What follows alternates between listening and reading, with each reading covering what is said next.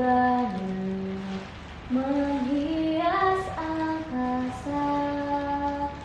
Aku ingin terbang dan menari jauh tinggi ke tempat kau berada.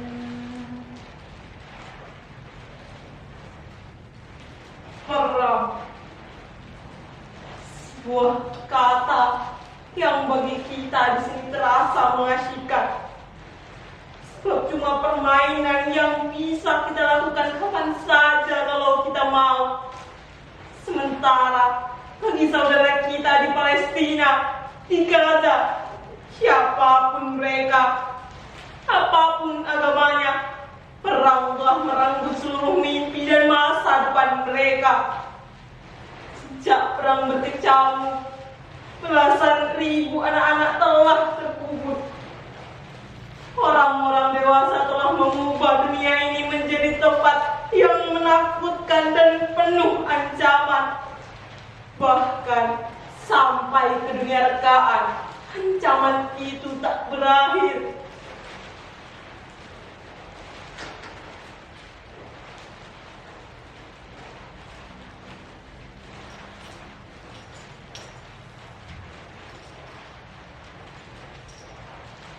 Mengapa Tuhan tak menciptakan dunia yang lain, tanah yang lain, yang hanya dihuni oleh anak-anak, dipenuhi dengan taman bermain, rumah yang tentram, makanan yang cukup, dekat persahabatan dan persaudaraan, taman-taman bunga, kebun yang selalu berbuah. Tak mengapa kalau Tuhan ingin menyertakan orang dewasa di sana, asalkan hati mereka dipenuhi dengan cinta, bukan angkara, amarah, dan kebencian terhadap sesama, supaya anak-anak tak lagi tersakiti, supaya ada yang menjaga mereka di malam yang gelap, supaya ada yang mendekat mereka saat kedinginan, supaya ada yang menceritakan kisah dan dongeng yang indah, supaya ada yang memastikan mulut-mulut mungil itu akan pernah kelaparan dan kehausan.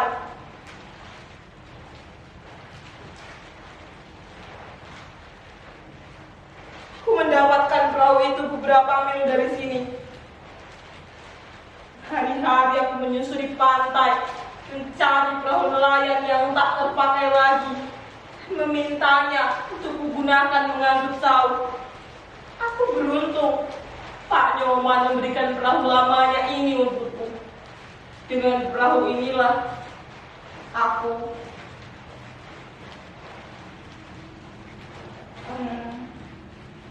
maksudku, aku dan sahabatku, Made, Joshua, Christine, Ali, Butet, Harun, dan Merin akan pergi. Jauh sekali.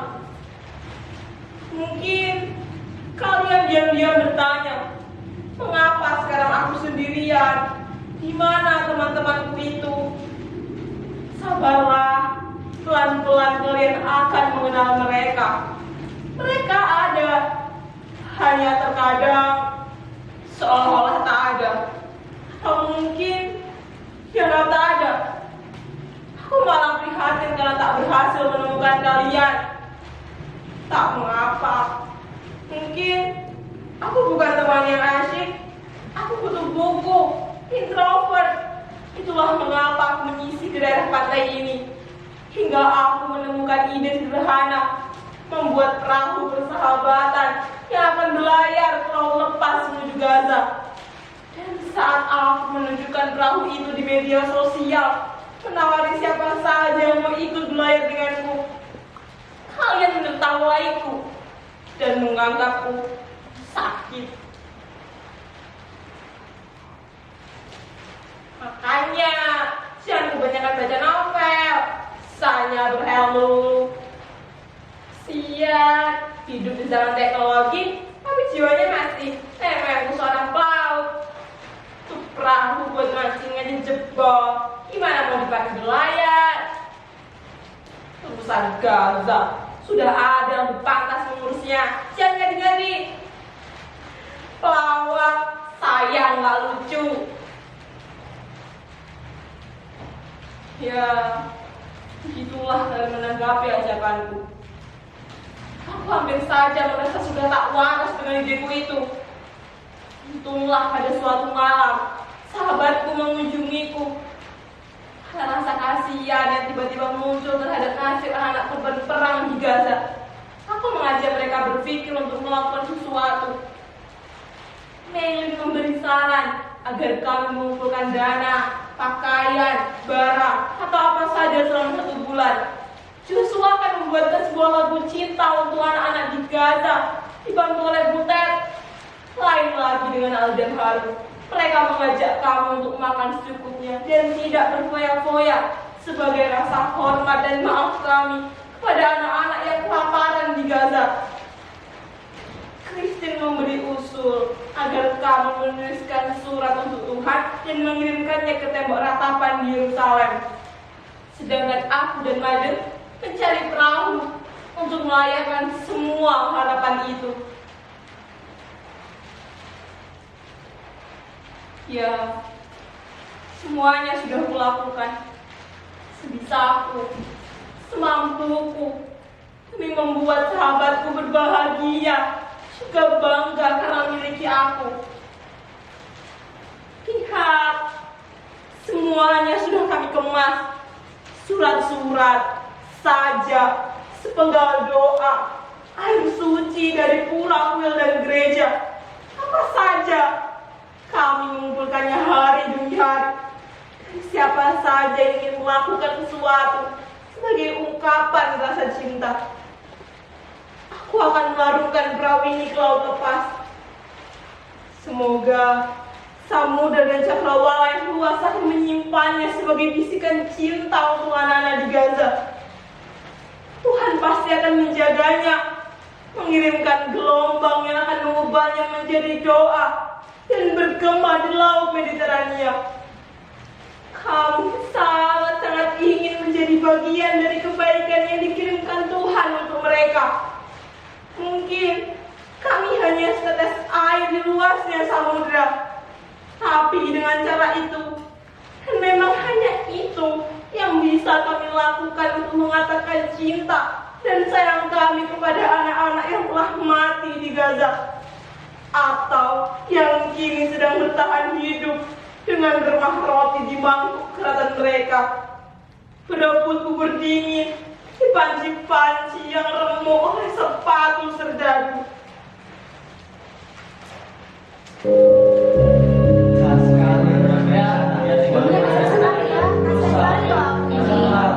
Maden, kau sudah siap? Kita akan melaut. Bagian perahu yang aku sudah kutambah dengan lem dan seng. Air suci dari pura pesananmu juga sudah kubawa. Hei, Joshua, Christine, lihat, surat-surat untuk Tuhan sudah kukumpulkan. Sebagian sudah kukirim melalui pos, dan sisanya akan kita bawa berlayar. Ali, Harun, maafkan aku sahabatku. Aku tidak membawa ketapelmu. Tidak ada siapapun yang harus kau lawan dengan senjata batumu itu. Kita akan berada di tengah laut. Butet, Horasbah, rindu kali aku denganmu. Oh iya, tugasmu dalam perjalanan ini adalah menyanyi. Setiap kali kau melihat kami bosan dan rindu kampung halaman, kau harus menyanyi. Meilin, ya apa? What? Tak jadi ikut dengan kita. Kenapa, Meilin?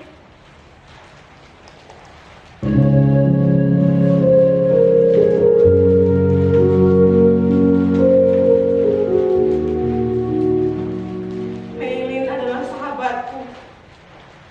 Dia tiba-tiba menghilang setelah terjadi kerusuhan.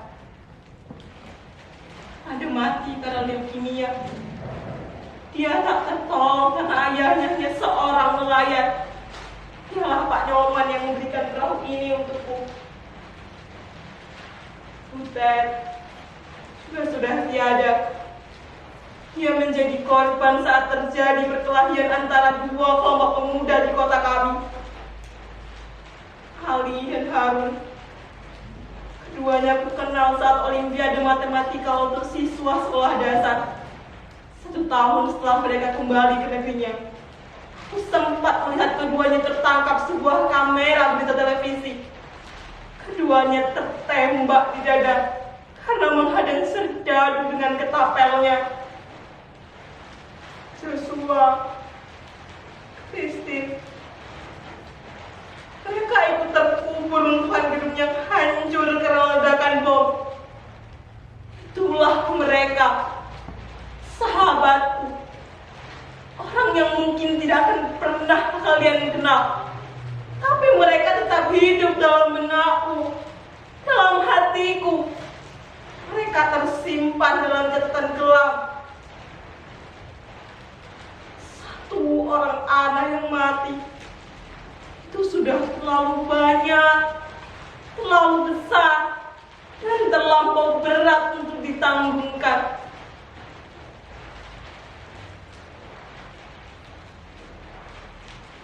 Dan kini di Gaza, setiap jam, bahkan setiap menit, selalu ada anak-anak yang mati karena lapar, karena peluru, karena mortir, karena amarah, karena ada yang dianggap orang lain dan harus disingkirkan.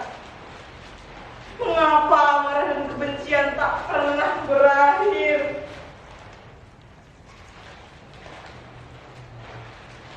Benda-benda ini kudapatkan dari sahabatku. Di saat aku merasa sangat sendiri dan kerinduanku untuk menemani anak-anak di Gaza dianggap sebagai khayalan gila, mereka mendatangiku dalam mimpi. Ayahku hanya seorang nelayan. Apa yang bisa kuberikan untuk mereka di Gaza?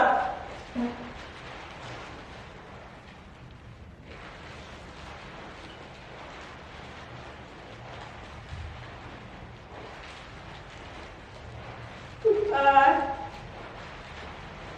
tolong kirimkan kedua tanganku ini ke Gaza agar aku bisa memeluk saudaraku di sana. Tolong kirimkan kedua kakiku ini ke Gaza agar aku bisa menopang saudaraku yang terkapar di kota yang hangus terbakar.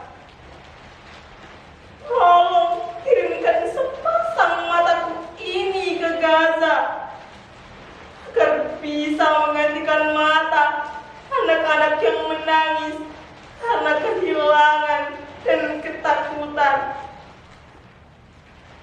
Tolong kirimkan dadaku ini ke Gaza agar bisa menjadi perisai bagi anak-anak yang dibunuh mortir dan peluru. Tuhan,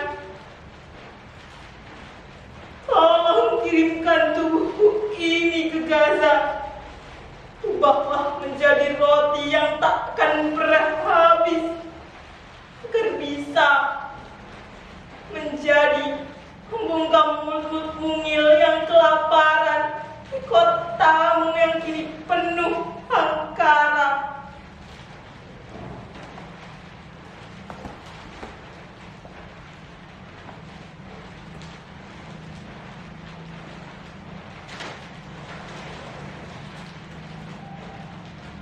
Apa?